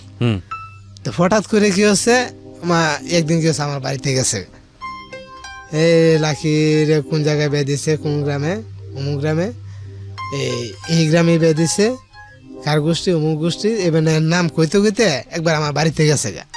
তোর মামির সঙ্গে চাকরি হতো, বাড়িতে গেছে গেলে গা। তো সেইভাবে মনে করেন এই মুহূর্তে হের কাছে 50,000 টাকা দিয়ে আইছি, দিয়ে এলে ওই 50,000 টাকা আমি রাখছি। তা রাখার পরে আমি এটা আমার শাশুড়ির টাকাটা দিয়া প্রায় 1-1.5 লক্ষ টাকা দিয়া আমি মোটামুটি কিভাবে একটা ব্যবসা শুরু করছি। মনে করেন আপনি দোকানে মাল আনতে গেছেন, আপনার 20,000 টাকার দরকার, তখন আমি মনে করেন যে 20,000 টাকা দিছি, যে আমার কবে দিবে, তোর 1 সপ্তাহ পরে দেন, হ্যাঁ তোর 1,000 টাকা দিব। আমি কিছু আচ্ছা ঠিক আছে। তো এইভাবে মনে করেন আদান প্রদান করতে করতে করতে মোটামুটি ভালো একটা আমার ক্যাশ হয়েছে, 4-5 লক্ষ টাকা, মানে 4-5 লক্ষ টাকা একটা ক্যাশ হয়েছে। 4-5 লক্ষ? হ্যাঁ। My goodness. ওকে, তারপর? তারপরে আমার শ্বশুরের বাড়ির লোকই একটা জমিন ছিল, এটা সে মানে 1 কাঠা, মানে আমরা কিন্তু 10 ডিসিমে কাঠা বলি, 10 শতাংশ কিন্তু কাঠা বলি। তে ওই 1 কাঠা জায়গায় আমার শ্বশুরে বিক্রি করে থয়ে গেছিল। তো বিক্রি করে থয়ে যাওয়ার পরে ওইটা কি হচ্ছে, মানে আবার যে লোকে কিনছে ওই লোকে বিক্রি করে দিবে। তো ওই জায়গা থেকে আমার বাড়িগুলি বলতেছে যে কাকা আমরা তো বেচ চালাইবেন, তো যেহেতু দলিল করে দিল, তো এখন আমার দলিল করে দিতে হইব। জি হ্যাঁ, আমার যেহেতু ভাই বোন কেউই নাই, আমার দলিল করে দিতে হইব। তো দলিল করে যেহেতু দিতে হইব, তাহলে তুমি একটা কাজ করো, তাহলে যদি রাখতে পারো তুমি রেখে দাও। বাদে কোথায় ঠিক আছে কাকা, আমার বাবা তো 14,000 না কত হাজার টাকা দিয়ে বেচছিল, তো এখন তার সেই গানটা গাইলে তো চলবে না। হ্যাঁ, তো এখন আপনি কয় টাকা দিবেন? তখন কইতেছে তোর কাছে আমি কিছু বলবো না, আমি যদি তোর কাছ থেকে দলিল করে আরেকজনকে দিই তাও 20,000 টাকা লাগবো, আর তুইও যদি আর কেন কিনো 20,000 টাকা লাগবো দলিলের, তো এটা মাইনাস করে তুই মানে নিয়ে জায়গা বাদে এরকম করতে 1.5 লক্ষ টাকা দিয়ে দিস। তো বাদে কইছে 1.5 লক্ষ টাকা তুমি তো এই কাটায় বেচছো, এই কাটা যদি বেচো তাহলে আমি 1 লক্ষ টাকা দিব। ও স্যার আর বেচতেও পারবে না, যেহেতু হ্যাঁ দলিল করে যদি না দেয় তাহলে আর কেউ কিনবেও না। বাদে এই কথা কয়া যাচ্ছে, বাদে ওর মাঝে নেই ওনা বলছে যে ঠিক আছে যা, আমার এত এত সম্পদ, হ্যাঁ আর তুই এটা চাইছো, যা নিয়ে যা। তো আমি তার টাকাটা দিয়ে দিই, দিয়ে দেওয়ার পরে এই খেতা আমার হয়ে গেল। আচ্ছা, তখন ওর চাচাতো ভাই এটা নিয়ে গ্যাদারিং করতো। গ্যাদারিং করলেও তো আমার সাথে পারছে না, আমি তো চৌধুরী বংশের ছেলে, আমার লোক যেহেতু পারছে না, আমি এগোর সামনে গেলেও আমার গায়ে কেউ হাত দিতেছে না। হাত দিলে কারণ মানে আমারে হাত দিব, আমার আরো 10টা লোক বাঘের মতো আসবে। ওকে। তো এরকমের মাধ্যমে কি হচ্ছে, আমার হয়তো অন্য গোষ্ঠীর লোকেরা মানে আমার গোষ্ঠীর কোনো ছেলেফেলারা মানে কোনো কিছু করে না।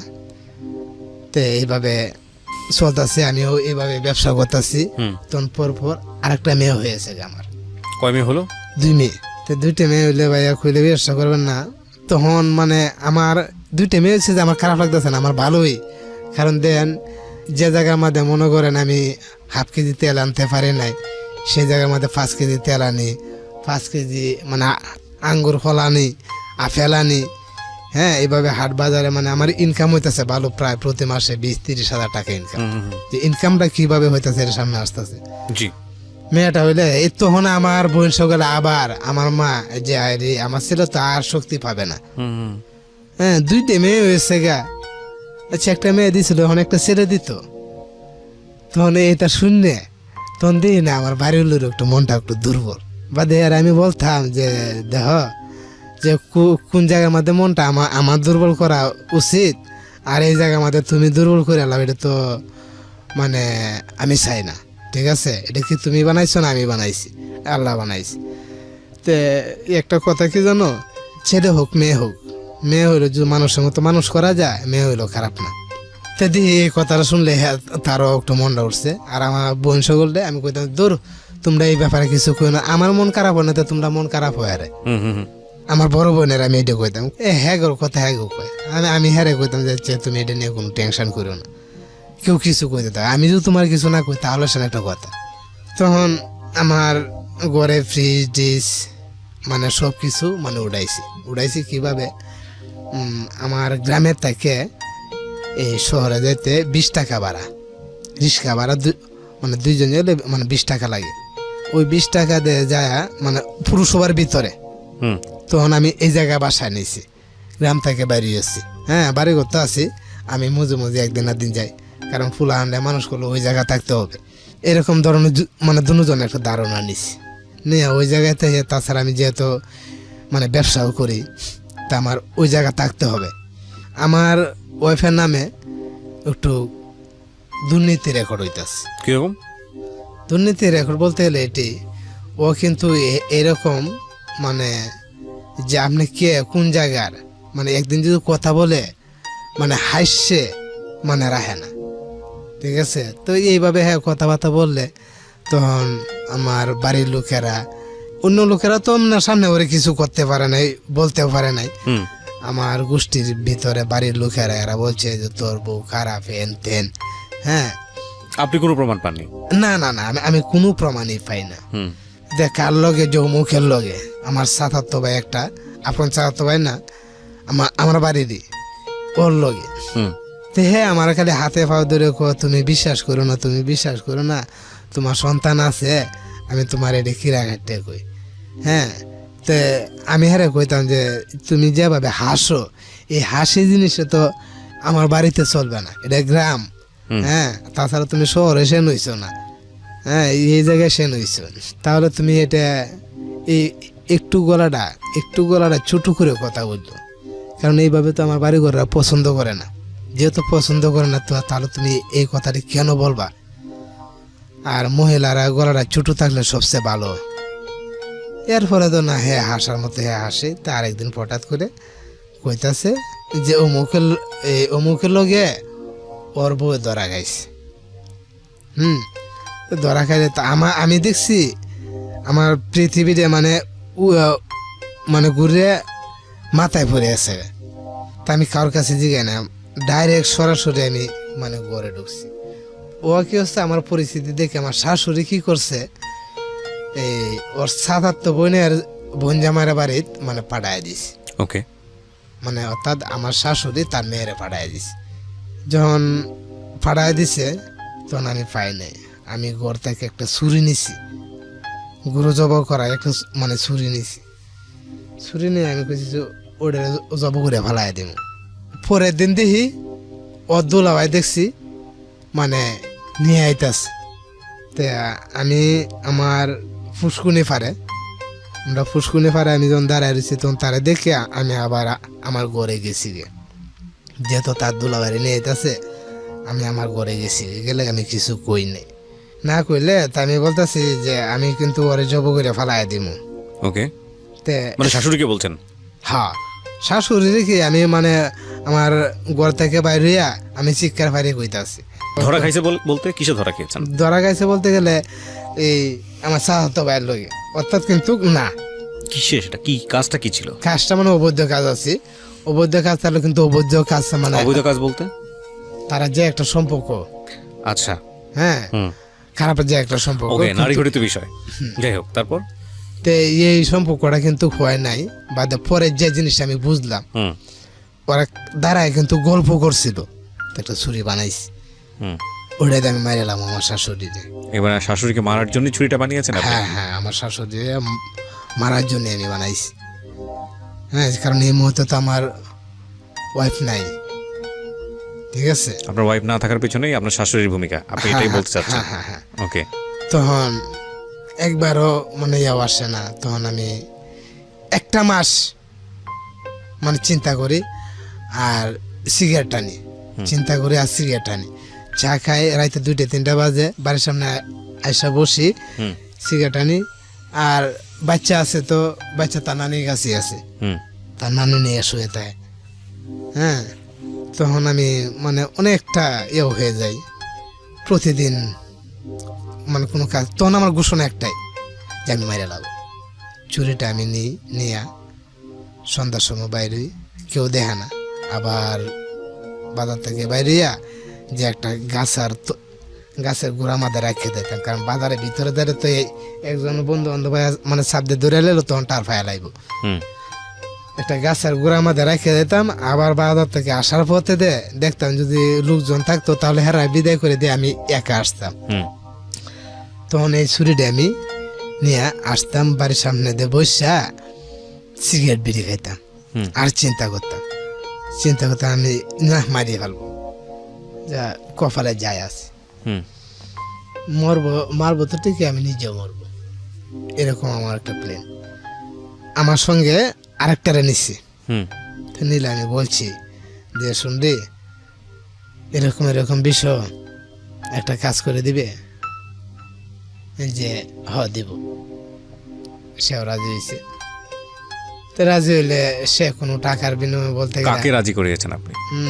আমাদের গ্রামেরই, হ্যাঁ, ওকে বলেছেন আপনি যে আপনি কাজটা করবেন? হ্যাঁ হ্যাঁ, এবং সে রাজি হয়েছে? হ্যাঁ রাজি হয়েছে, আমি বলছি ওইটাই ধর আমি মানে 50,000 টাকা দেব, তো ও বলছে ঠিক আছে, কেসটা আমি বুঝবো, ঠিক আছে, আর এই গ্রামের ব্যাপারে তো তুই জানোস, হ্যাঁ, আমার গোষ্ঠীর মাঝে মনে করো এই হুমায়ুন চৌধুরী ছাড়া তার কেসটা হইব না, হ্যাঁ, তো এইবার তো যেহেতু আমার গোষ্ঠী আমার এই ব্যবসা আছে, তাহলে তোরে কি মারিয়ে কি একটা কিছু করবো, আচ্ছা যাই হোক, তুই এটাই বিষয়, কেসটার ব্যাপার আমি দেখবো, কেস যদি হয় তো এটা আমি দেখবো, আমি হ্যাঁ এটা বলছি, কেসটা আমি দেখবো, তুই করতে পারবি নাকি দেখ, আর যদি না পারস তাহলে কিন্তু আমি তোরে মারিলাম, ওটা আমি ওরে বলি, বাদে না ওরে নিয়ে 3 দিন ঘুরান দিছি, সাহসই পায় না, তা সাহস না পাইলে তাই মানে ওরে দিয়ে করানোর চিন্তা ভাবনা করতেছিলেন কিন্তু ও সাহস পায় না? হ্যাঁ, তা আমি বলছি যে আচ্ছা ঠিক আছে, তোর সাহসটা তো দেখলামই,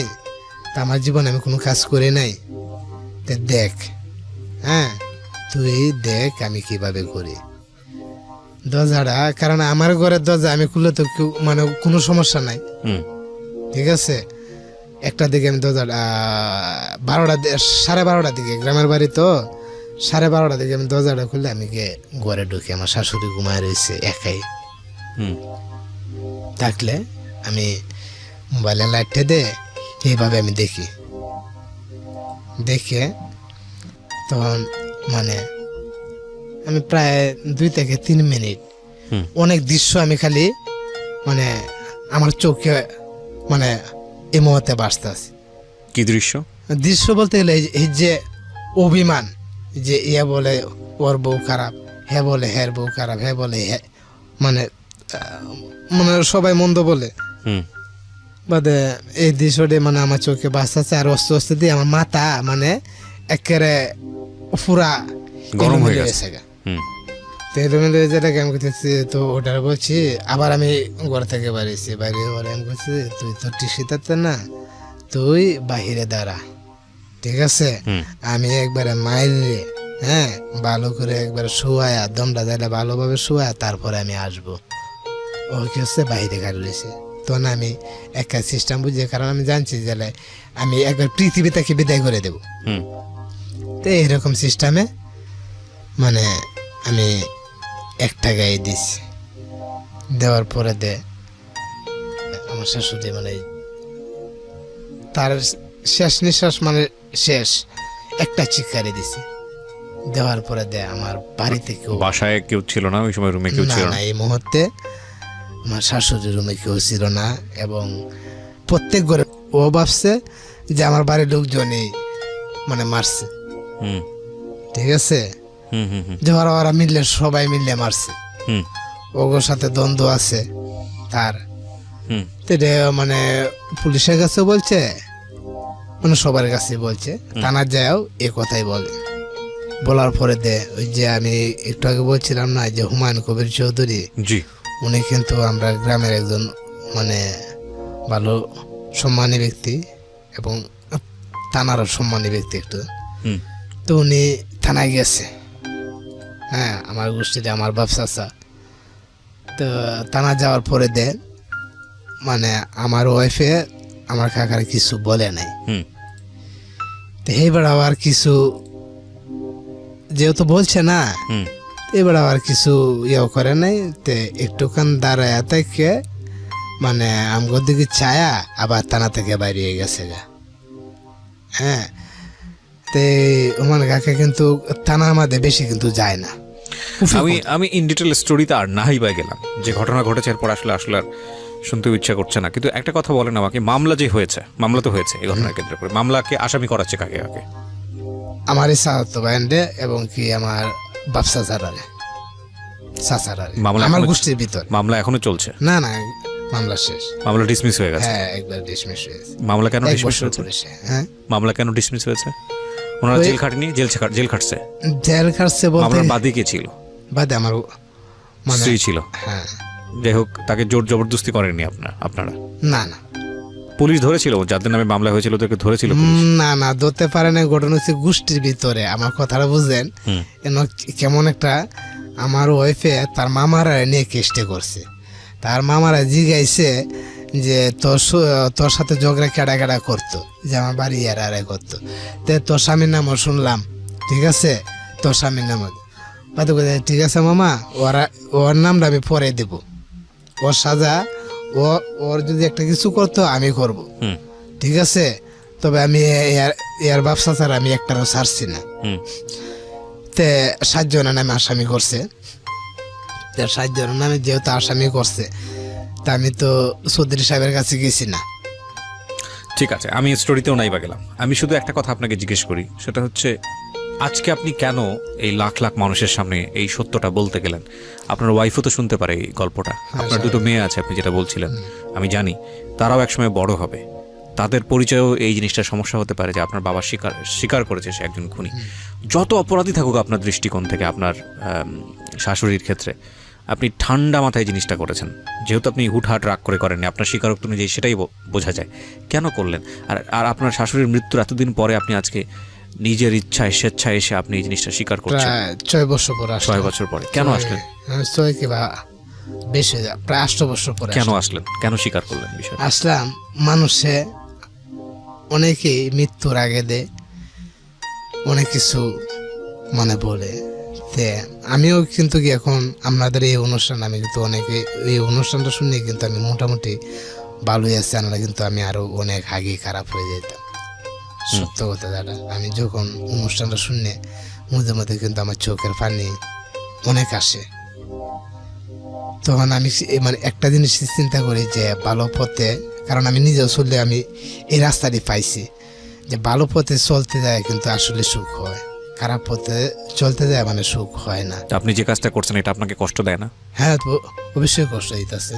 কষ্ট না করলে আজকে আমি রাস্তায় কেন, রাস্তায় আমি থাকি। আজকে আমি আমার সন্তানের মানে একটা খাতা কিনে দিতে পারি না প্রকৃত, মানে এখন আমি যেরকম একটা ব্রিজের মধ্যে পড়ছি, হ্যাঁ, এখন মন চায় যে আমি পৃথিবীটা একবার ধ্বংস করে লাই, আমি তো থাকবই না, হ্যাঁ, একবার ধ্বংস করে দিই, এরকম একটা মাধ্যমে আমি মনে পড়ছি। সেটা কি? সেটা হচ্ছে মনে করেন যে আমার শ্বশুর কিন্তু মুক্তিযোদ্ধা ছিলেন। আগের যে কমান্ডার ছিল, আগে না অনেকদিন আগে থেকে বিস্তারিত স্টোরিতে আমি যাচ্ছি না। আপনি বলছেন যে আপনার এখন বর্তমান অবস্থা যেরকম সেটা আপনাকে অনেক বেশি খেপিয়ে তুলছে। সেই অবস্থাটা কি আপনি দরিদ্র এটা বোঝাচ্ছেন? হ্যাঁ, দরিদ্র বলতে গেলে এটাই যে আমি 1 বছর ধরে 1 বছর, হ্যাঁ 1 বছর ধরে কিন্তু আজকে আমি বাড়ি ছাড়া। বাড়ি ছাড়া বলতে বাড়ি যেতে পারেন না? বাড়ি যাইতে পারি কেন? না, যাইলেও হঠাৎ যাই, চুপচাপ যাই, যাই আবার চোরের মতো পালিয়ে আসি। কেন, মানে ওখানেও কোনো অপরাধ করেছেন? না না, তাহলে এমনি তো কোনো অপরাধ আমার ধার সামনে দেনা আছে আপনার? হ্যাঁ ধার দেনা আছে? হ্যাঁ, দাঁড় দেনা কেমন দাঁড় দেনা, আমার ডিশের একটা ব্যবসা দিছি। ডিশের ব্যবসা? ডিশের ব্যবসা, ডিশ লাইন, এই যে যারা আপনারা বাসায় বইয়ে টিভি দেখেন, ওই ব্যবসা। ওই ব্যবসাটা কিন্তু আমি নিজে দিয়েছি প্রায় 8 লাখ টাকা খরচ করে। ওটা আমার টাকা, হুম। এটা কোনো চুরি ডাকাতে কোনো কিন্তু আপনার ধান্দাবাজি এই এই এই টাকাতে কোনো লাভ হয়নি, ধরা খাইছেন? হ্যাঁ, ধরা খাইছে বলতে গেলে এই ব্যবসাটা দিচ্ছি আমি একা। শোনেন আইনুল ভাই, আপনি তো আইনুল। জি, প্রথম কথা হচ্ছে যে আপনি আপনার সমস্ত খারাপ অবস্থার জন্য, সমস্ত ফল্টের জন্য, সমস্ত বর্তমানে যত প্রতিকূল অবস্থা আছে সেটার জন্য যদি আপনি মনে করেন আপনার এই পাপ কর্ম দায়ী, সেটা আপনি মনে করতেই পারেন। কারণ ধর্মীয়ভাবে তো বিষয়টা আসলে